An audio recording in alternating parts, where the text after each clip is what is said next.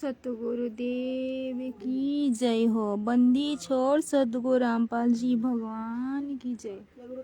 गरीब नमो नमो सतपुरुष को नमस्कार गुरु की। सुर नर मुनि जन साधुआ संत सर्वसदीनी। सतगुरु साहेब संत सब दंडवत प्रणाम। आगे पीछे मध हुए तिनको जा कुर्बान। निराकार निर्विषम काल जाल भय भंजनम। निर्लेपम निज निर्गुणम अकल अनुपवेशोन्धुनम। सहम सुरति समापतम सकल समानानिर्तले। उजल हिरंबर हरदम बेपरवाह आथा। बार पार नहीं मध्यतम गरि जो सुमिरत सिद्ध होई। गणनायक गलताना करो अनुगर सोई। पारस पद परमानम आदि गणेश मनाओ। गणनायक देवन देवा चरण कमल लैला। आदि अंत करो सेवा परम शक्ति संगीतम। रिद्धि सिद्धि दाता सोई अविगत गुण अतीतम। सतपुरुष निर्मोही जगदम्बा जगदीशं। मंगल रूप मुरारी तन मन अर्पो शीशं। भगति मुक्ति भंडारी सुर नर मुनि जन धावे। ब्रह्मा विष्णु महेशा शेष मुख गावे। पूजे आदि गणेशा इंद्र कुबेर सरीखा। वरुण धर्म राय धावे। सुमरथ जीवन जी का मन इच्छा फल पावे। 33 कोटि अधारा धावे सहस 88। उतरे भजल पारा कटिए यम की फांसी। 33 कोटि अधारा धावे सहस 88। उतरे भजल पारा कटिए यम की फांसी। बंदी छोड़ सतगुरु रामपाल जी भगवान की जय हो। बंदी छोड़ सतगुरु रामपाल जी भगवान की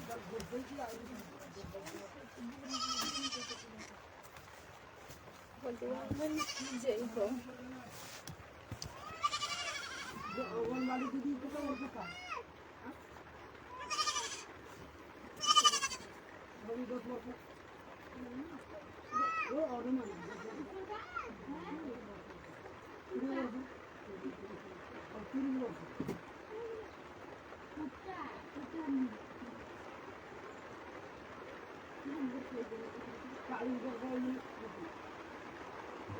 सभी पुण्यात्मा को सत्साई मालिक की दया से असुनिकन और रमेणी का सरल अर्थ पढ़ रही हैं।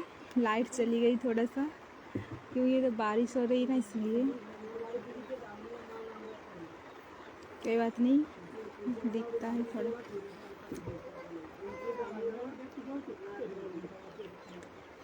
बाणी है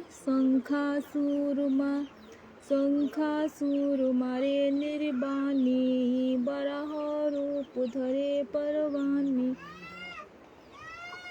सरल अर्थ इसका पौराणिक कथा है। एक शंखासुर नामक राक्षस था। उसने देवताओं को भक्तिहीन करने के लिए वेदों को चुरा लिया और वेदों को समुद्र में ले गया। सर्व देवता ने उस परमात्मा से निवेदन की और उसकी विनय सुनकर पूर्ण परमात्मा सुअर बराह रूप बनाकर प्रकट हुए और शंखासुर को मारकर वेद वापस पृथ्वी पर लाकर रख दिए। महिमा श्री विष्णु जी की बनाकर अंतर्ध्यान हो गए। निर्वाणी मुक्त परवानी कार्यों को सिरे चढ़ाने वाले अधूरा नहीं छोड़ते। निर्वाणी मतलब मुक्त और परवानी का मतलब कार्यों को सिरे चढ़ाने वाले अधूरा नहीं छोड़ते। आप पूर्ण रूप से मुक्त हैं तथा सर्व कार्यों को पूर्ण करने वाले हो। बानी राम अवतार रावण की बेरा, हनुमंत हाका सुनी सुमेरा। सरलार्थ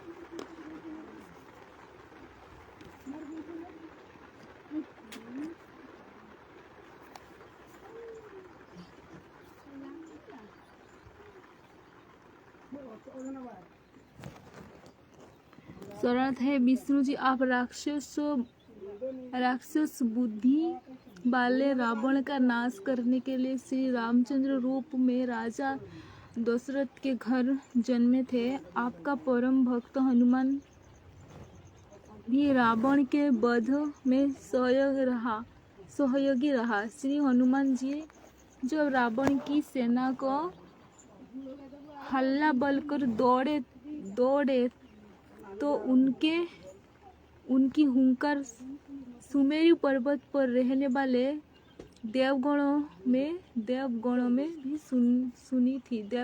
भी सुनी थी।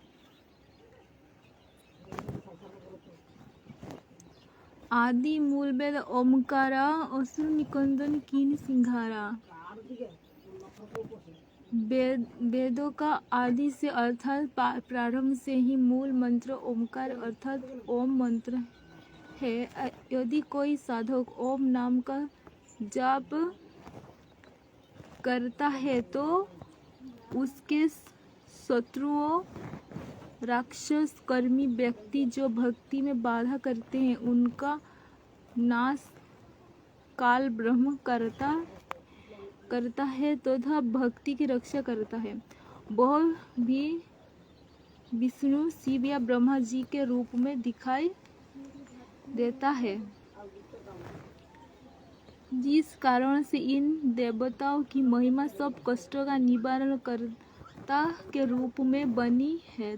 उन्होंने भी मान रखा है कि हम भी सब करता धरता है, परंतु पाठकों लड़के तथा दादाजी वाले मुसल के उदाहरण से सब स्पष्ट हो जाता है।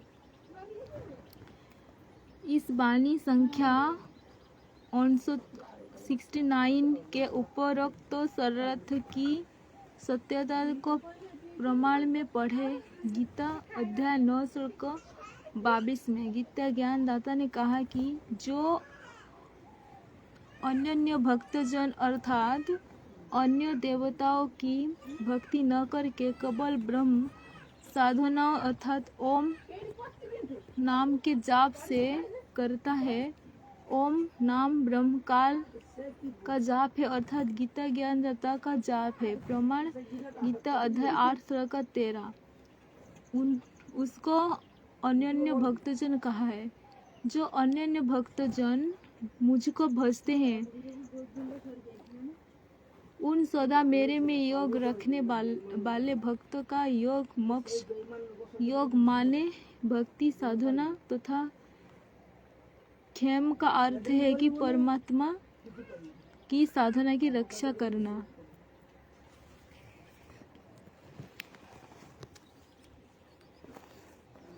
मैं गीता साधना करना में गीता जी के गीता ज्ञानदाता काल ब्रह्म काल वहन करता हूँ अर्थात यह जिम्मेदारी है। यही अर्थ इस वाणी नंबर 69 का है।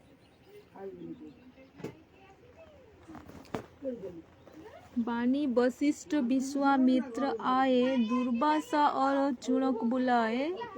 कपल कलंदर कीन जुहारा, फौज नकीम शोभन सिरदारा। गोरख दद्दी गंबर बाला, हनुमंत अंगद रूप विशाला। धुर प्रहलाद और जनक विदेही, सुखदे संगी परम स्नेही। पारासुर और व्यास बुलाए, नौल नील मोहर चढ़ाए। सुग्रीव संग और लक्ष्मण बाला, जर घटा आए घन काला। जयदेव पायल जंग बजाए, अजमेर और हरिश्चंद्र आए। शरार्थ है, जैसे कि पूर्व में बताया है कि इस रामायणी की रचना विश्व के सर्व देवताओं, देवियों, साधु संतों, ऋषियों, गणों तथा गंधर्वों तथा महान पुरुषों की महिमा तथा स्तुति करके, उनका सम्मान करके, उनको प्रसन्न करने के लिए ही है। उस ऊपर दिए उदाहरणों को ध्यान रखें तो इस रामायणी का सार आसानी से समझा जा सकता है। उस 1.5 बरस के बच्चे को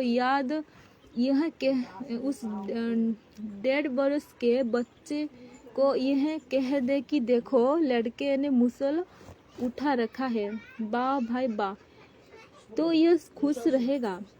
यदि उसकी प्रशंसा नहीं करेंगे, उसको नहीं सोहराएंगे तो वह रोने लगेगा, अन्य व्यक्तियों को बाधा कर देगा। जो कोई खास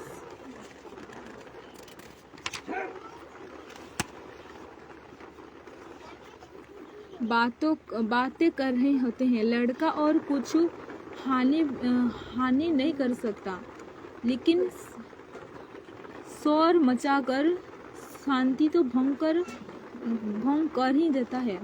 इसीलिए उपरोक्त महात्माओं की प्रशंसा की है तथा स्तुति की है कि मैं उपरोक्त सब महापुरुषों का सत्कार करता हूँ। इन्होंने अपने जीवन काल में बड़े शक्ति प्रदर्शन किए हैं, जो आज भी प्रशंसा के लिए मिसाल उदाहरण है। श्री वशिष्ठ ऋषि, श्री विश्वामित्र ऋषि, श्री दुर्वासा ऋषि, श्री चूणक ऋषि, श्री कपिल ऋषि जी, जो विष्णु जी के अवतार माने जाते हैं, सौगढ़ राजा के 60,000 पुत्रों को मारा था, इतनी शक्ति थी। दुर्वासा जी ने 56 करोड़ यादवों श्री कृष्ण जी का वंश को नष्ट कर दिया था। चूणक ऋषि ने राजा मानधाता की 18 करोड़ सेना का नाश किया था। ये सब काल ब्रह्म की भक्ति में प्रमुख माने गए हैं। वाणियों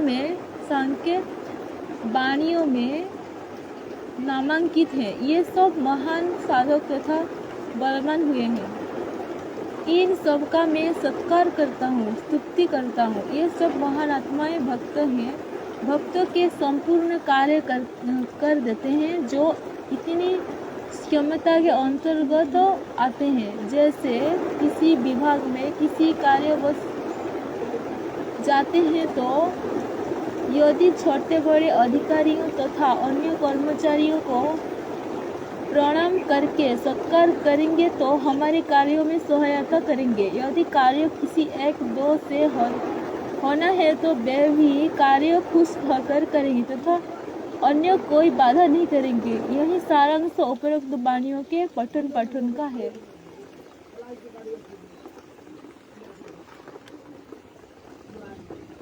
तो हो गया जितना मलिक की तरह से ऊपर का वाणी है ना, जो ऋषि जितने थे, वशिष्ठ, विश्वामित्र, दुर्वासा, चूणक है ना, और कपिल, ये सब मतलब मालिक ने सिर्फ इनका जो है ना, इनको सिर्फ सत्कार के लिए मतलब किया हुआ है। असल में महिमा तो पूर्ण परमात्मा की ही है। फिर बानी सूरज वंशी पंचो पांडव, काल मीच सिर देवे दांडो, धर्म युधिष्ठिर धरे धियाना, अर्जुन लक संघा निवाना, सहदेव भीम नकुल और कंता, द्रौपदी जमुका दीना न्योता, हाथ खपर और मस्तक बिंदा, ठारो खुनहि मेले धुंदा, देवी शिव करे सिंघारे, खड़गवान चकोरो से मारे, 64 जगनी 52 वीरा, भक्षण बदन करे ततवीरा, असुर कटक धूमर उड़ जाई, सूर रक्षा करे गसाई, पचरंग झंडे लंबल हेरिया, दक्षिण के दल उत्तर उतरिया, पचरंग झंडे लंब चलाए, दक्षिण के दल उत्तर धाये, मोहरे हनुमंत गरख बाला, हरि के है तो होलोर हमाला, चिहंडल चुणुम दुर्वासा देवा, असुर निकंदन बूढ़त खेवा, बले और शेष पतालो, शाखा सनक सनंदन सुरोग हाका, बहु दिस बाजू धुरु पहलादा कटी कटो बदलो कटा प्यादा। ये बानी 78 से 90 तक है। इसका एक साथ मतलब मालिक ने इसका अनुवाद किए हुए हैं। उपरोक्त वाणियों का सारांश है कि महाभारत के युद्ध में किसका क्या क्या योगदान रहा। जैसे द्रौपदी जंग का नियोता। इसका वर्णन इस प्रकार है कि जिस समय पांडवों ने शीश महल बनाया तो दुर्योधन देखने गया तो उसका सिर शीशे की दीवार से टकरा गया, जो उसे दिखाई न देने के कारण हुआ। द्रौपदी यह सब देख रही थी। उसने देवर समझकर मजाक कर दिया कि अंधे की संतान अंधी होते हैं और हंसती रही। उस उपरांत उस उपहास से चिढ़कर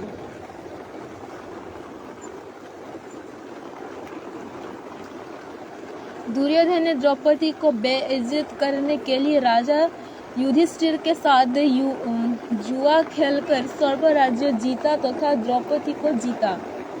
जुए में छल करके सब जीत प्राप्त की थी। द्रौपदी के उसी मजाक ने महाभारत के युद्ध का न्योता दिया, अर्थात आप ही काल बुला लिया। कोई देवी का पुजारी था, कोई शिव का सैनिक अपने अपने इष्ट का स्मरण भी कर रहे थे और आपस में लड़ भी रहे थे। 64 योगिनी हैं जो शक्तियुक्त देवियों हैं तथा 52 वीर हैं जो शक्तियुक्त देव हैं। ये 33 करोड़ से अन्य हैं जो पांडवों के पक्ष में लड़ रहे थे। हनुमान जी, गोरखनाथ जी, चूर्णक, दुर्वासा जी आदि सब ऋषि तथा बलवान योद्धा पांडवों के पक्ष में वेद थे क्योंकि पांडव भक्त थे। कौरव राक्षस रूप धारण किए थे। इसीलिए जो स्वर्ग पाताल में थे वे सब पांडवों के पक्ष में कुरुक्षेत्र के मैदान में गुप्त रूप में आकर कौरव की सेना का नाश कर रहे थे। बलि पाताल से आए तथा सनक, सनंदन, सनातन और संत कुमार स्वर्ग से आए। वहीं से हुंकार भरकर आए। द्रौपदी ने हाथ में खपर, मृत व्यक्ति के खपर का मतलब मृत व्यक्ति के सिर का ऊपर की कटोरानुमा खपड़ी लेकर मस्तिष्क के ऊपर बिंदी लगाकर दुर्योधन को उबल बल कर 18 करोड़ सेना का धुंधा नाश कर दिया। अर्जुन ने लक्ष्य संघानी अर्थात जिसको लक्ष्य बनाकर बाण छोड़ा जाता था उसी के संहार करने वाले बाण के शत्रुओं की सेना को नाश मारा। राक्षस की सेना अर्थात कौरवों के पक्ष में तथा पांडवों के पक्ष में जो भी राक्षस दुष्ट सैनिक थे वे सेना दल, कटक दल शस्त्रों से मारे जा रहे थे। उनकी धुंध की तरह शोक हवा में उड़ रही थी तथा सूरों अच्छे देव स्वरूप सैनिकों की रक्षा गोसाई परमेश्वर कर रहे थे। कुरुक्षेत्र के मैदान में उत्तर दक्षिण में दोनों सेनाएं थी। उत्तर में पांडवों की तथा दक्षिण में कौरव की। जो देव तथा महान आत्मा स्वर्ग से वहां पांडवों के पक्ष में आए थे वे दक्षिण में खड़े हो गए। जो पांडवों के पक्ष से उत्तर में 5 रंग के झंडे ऊपर उठाकर लहराए तब उनको ज्ञान हुआ तो वे दौड़कर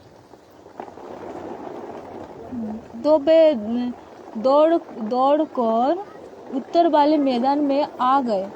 ऐसा 2 बार हुआ था। 5 पांडवों सूर्यवंशी कहलाते थे। यदि परमात्मा पांडव भक्तों की रक्षा नहीं करते तो काल ब्रह्म उनको भी नीच मृत्यु रूपी दंडा मारता। ध्रुव तथा प्रहलाद ने भी पांडवों के पक्ष में आकर करोड़ों सैनिकों को मारा था। ध्रुव और प्रहलाद भी पांडवों के पक्ष में आकर करोड़ों सैनिकों को मारा था। विचार विमर्श।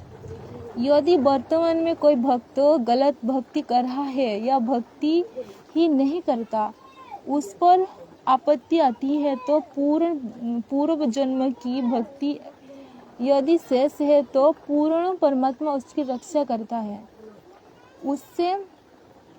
इससे उनको यह भ्रम हो जाता है कि हम जो वर्तमान में भक्ति कर रहे हैं उसी से लाभ मिल रहा है। बानी वज्र बाण की बौ बाडी सतुर संत जीते राडी। जे कई माने शब्द हमारा राज करे काबुल कंधारा।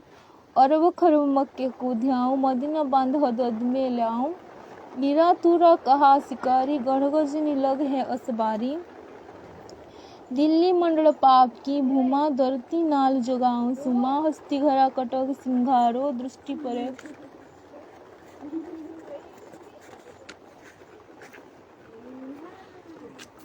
हस्ती घरा कटक सिंघारो दृष्टि परे असुर दल मारो। शंख बजायने नादो टेरंग सर्ग पतालो हाक सुमेरंग।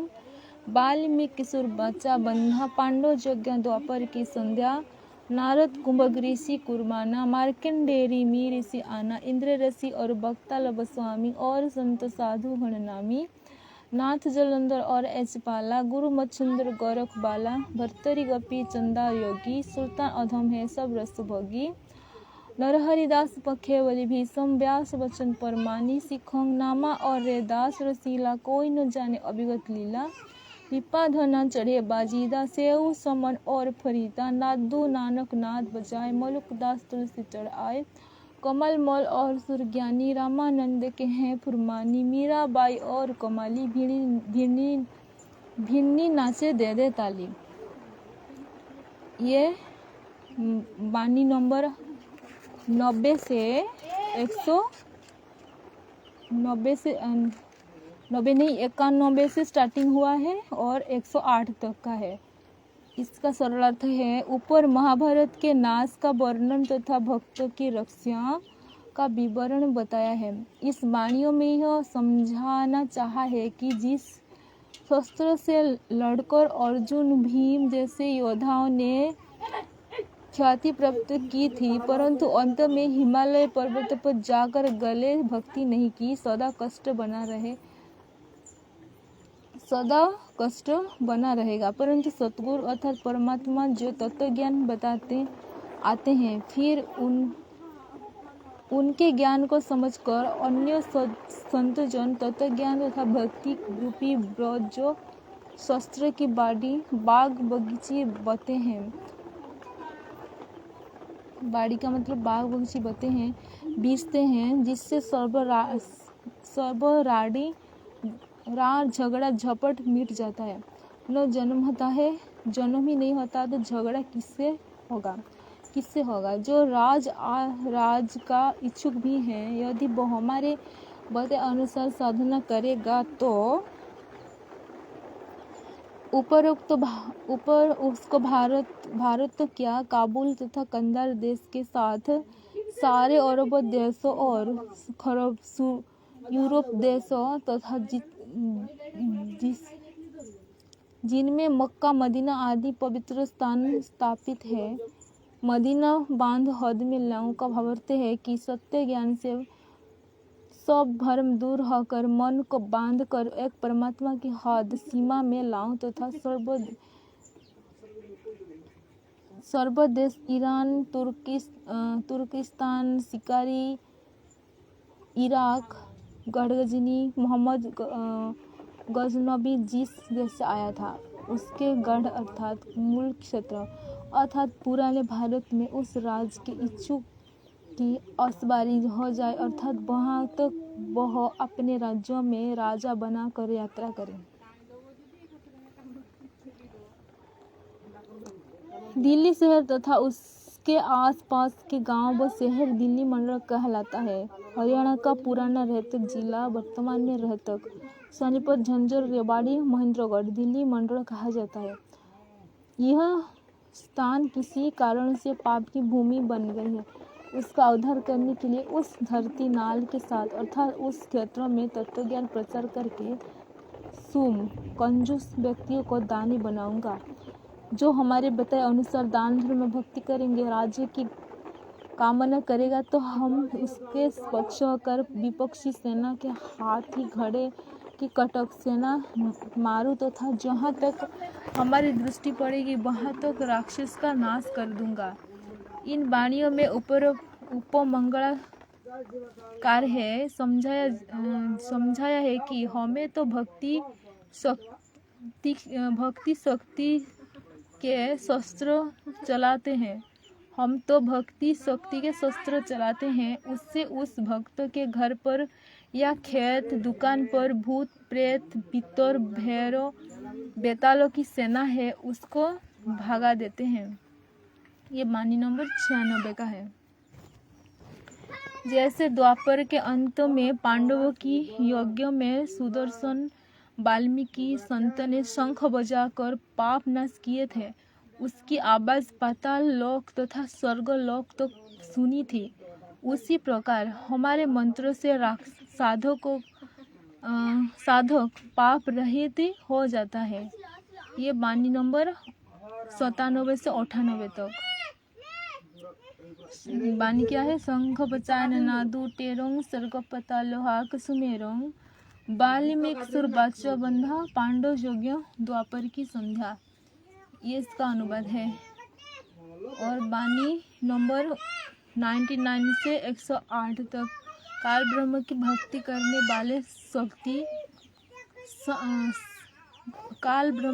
करने वाले शांत ऋषियों नाथों भक्त की नाम लिखकर महिमा की है। नारद ऋषि, कुंभक ऋषि, मार्कंडेय ऋषि, रूमी ऋषि, इंद्र ऋषि, बकाल स्वामी ऋषि और अन्य साधु, जलंधर नाथ, अजोपाल नाथ, मच्छंद्र नाथ जो गोरखनाथ जी के गुरु थे, भर्तरी गोपीचंद, अब्राहम, अधम, सुल्तान आदि जो शादीशुदा थे, सर्व विषय विकार करते थे। ज्ञान हुआ, फिर भक्ति करके जीवन धन्य किया। नरहरि संत थे तथा भीष्म जी बल में पौरवे प्रसिद्ध थे। भीष्म आजीवन ब्रह्मचारी रहे, परंतु भक्ति ठीक न करके अपराधियों कौरवों का पक्ष लेकर दुर्गति को प्राप्त हुए। भावार्थ है कि कुछ न कुछ अलग सा करके सब महिमा पाए हैं, परंतु संत ही जीवन सफल करते हैं। जिन्होंने जीवन सफल किए हैं उनका वर्णन वाणी नंबर 104 से 108 तक है। इनको पूर्ण संत रूप में स्वयं परमेश्वर कबीर जी मिले थे। भावार्थ है कि इस रामायण के उद्देश्य से हम सर्व महापुरुषों का नाम ले लेकर सम्मान तथा स्तुति करते हैं। वाणी नाश के तू नक्की हमारा उद्दालक मुनि करत जुहारा। सरलथ इस वाणी में संत गरीबदास जी ने परमेश्वर कबीर जी की महिमा बताई है तथा स्वयं को उनका भक्त होने के नाते कहा है कि नाश के तू नकीब ऋषि जैसे तो हमारे नकीब आदेश को आगे बताने वाले हलकारे संदेश वाहक हैं तथा उद्दालक मुनि परमेश्वर कबीर जी की जुहार सत्कार करते हैं। साहिब तखत कबीर खबासा दिल्ली मंडल लीजे बासा सतगुरु दिल्ली मंडल आयसी सुत्ती धोरणी सुमझ आयसी काग घुसन छत्र के आगे गंधर्व कर चलत थे रागे एता गुप्ता रसा पढ़ेगा सो चढ़ेगा चंपेगा पर भूमि सिंह। सरलथ परमेश्वर साहेब कबीर के तखत राजगद्दी अर्थात कार्यालय का खबास नौकर दास दिल्ली मंडल हरियाणा प्रांत का पुराना रोहतक जिला रोहतक सोनीपत झज्जर रेवाड़ी में लोग बासा अर्थात दिल्ली मंडल में जन्म लेकर बसेगा निवास करेगा। सतगुरु अर्थात तत्व ज्ञान देने वाला संत दिल्ली मंडल पुराना जिला रोहतक में आएगा। आध्यात्मिक ज्ञान के द्वारा आध्यात्म ज्ञान को भूलकर सांसारिक व्यवस्था में मस्त होकर सो रहे मानव को जो सुम कंजूस हो चुके हैं, धन संग्रह करने में रुचि है, दान करना छोड़ चुके हैं, उनको आध्यात्मिक ज्ञान से जगाएगा। उनको सत्य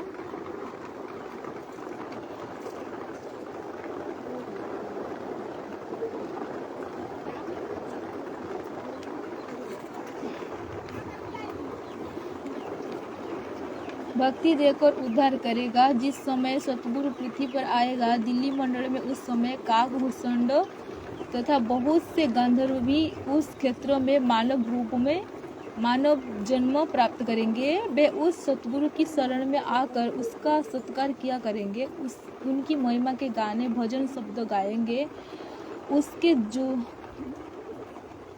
जुलूस में चलते समय राग सुनाएंगे।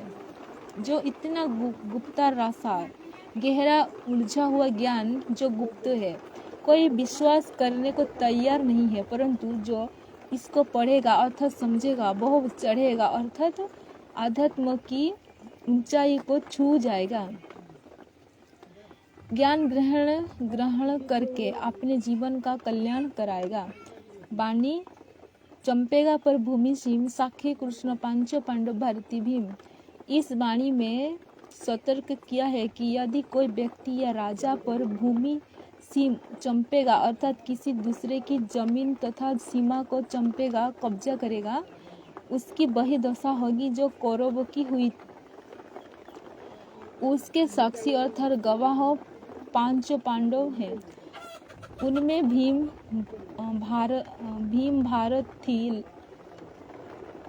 भीम भारती लड़ाकू योद्धा है अर्थात महाभारत की कथा इसी बात की जीवित तस्वीर है। द्रौपदी के खप्पर में मेदिनी समायसी 64 जगनी मंगल गायसी। शरणार्थ महाभारत की घटना को फिर संक्षेप में बताया है कि जो राजा या प्रजा जन किसी की जमीन राज पर कब्जा करेगा, जैसे द्रौपदी ने खप्पर ले रखा था, केस खोल दिए थे, अपने पांचों पतियों से कह दिया था कि जिस दिन दुशासन का वध किया जाएगा तो ये केस बांधूंगी। उसकी जिद के कारण उसका खप्पर भरने के लिए मेदिनी का मतलब सेना मारी गई थी और सब सर्वनाश हो लिया था।